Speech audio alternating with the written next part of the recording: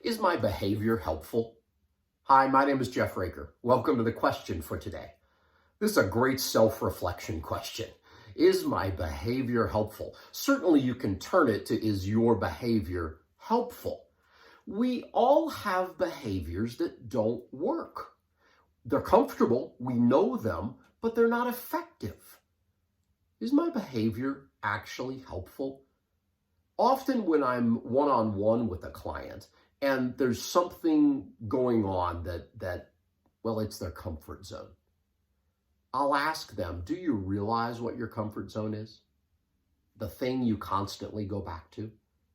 One person, their comfort zone was mean self-talk. She was aghast when she really came to grips with it. What's your behavior that you go to that's in your comfort zone, and is it a helpful behavior? If it's not helpful, what are you going to do about it? You can't just look at your people and say, well, if they can't handle it, tough. This is the way I am. No, that's not leadership. That's selfish and being a bully. Own your behavior. Is it helpful? And if it's not, find a way to create a new behavior. Level up your leadership with this question for today.